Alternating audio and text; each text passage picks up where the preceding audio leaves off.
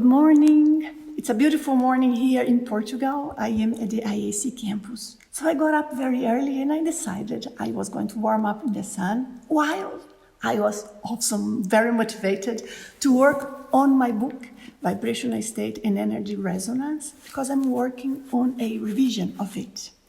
What is the vibrational state and why did that deserve that I would write a huge book, so it's 500 pages, about one phenomenon? But the vibrational state is a condition in which our energies go to a peak of its frequency at that moment, at that day, but a peak that it cannot be just any. It's almost like as if you had a pitch in an instrument. You immediately recognize the instrument, but you also recognize a note. So any note in that instrument, it's a vibration coming with the sound of that specific instrument. Fine. Same thing with our energy body. We have a vibration that is typical of our energy, and we can produce many different modulations. However, there is one specific tone or note that will trigger, for example, in that instrument, maybe a resonance that will break a very thin crystal glass. Same thing in our energy body. Sometimes, for reasons that we don't know, but usually happens when we are very relaxed or under meditation or in very specific conditions, then what happens is that inside of the person, there is that huge, nice, but sometimes frightening or so strong that is vibration that makes us feel we are more than this physical body.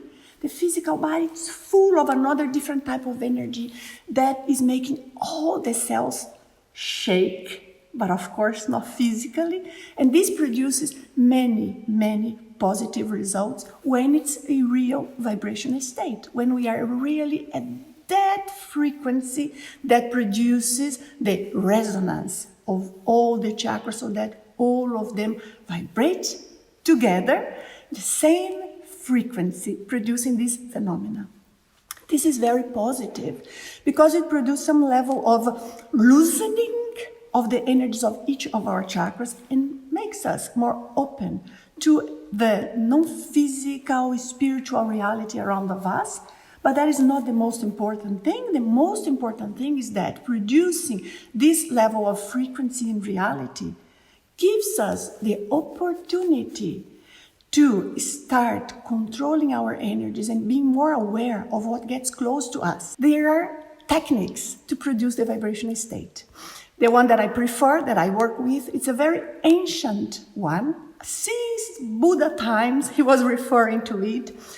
We see different remembrance and different aspects of it in many techniques, but I have done research on that technique for 15 years. But I put 15 years of knowledge here, my personal experience, but also everything that I have researched. And this technique, I call it voluntary energetic longitudinal oscillation, because of all of this serious research I did on the vibrational state, but especially on this technique, because that's what we can control. We can control a technique to produce something. So because of this very serious study, I ended up creating a very detailed, thorough method to produce the vibrational state, but most importantly, to put our energies at the right balance so that we have conditions to experience the vibrational state if we get to that level of resonance. But even if we do not, we still can have our energies super balanced and tune with higher levels of energy if we want, when we want. The technique I'm telling you about was presented in 2009 in a conference that I participated, and it received an award for highest contribution in this area. But this technique is all explained here in my book. This is not a pocket book. This is a 500-page book for someone who wants to study about the energy body, the reaction of the chakras, about how the non-physical spiritual world can affect us, about how we can produce a self-defense that is not based on us shielding our perceptions or us shielding ourselves to the subtle energies, which, by the way, is not possible, but we can shield our awareness of it. So I'd rather use an approach in which we grow stronger, but wiser. We grow with more vision. We perceive more, but we can remain balanced in spite of perceiving a lot. I think this is true evolution, true growth. So I share this here.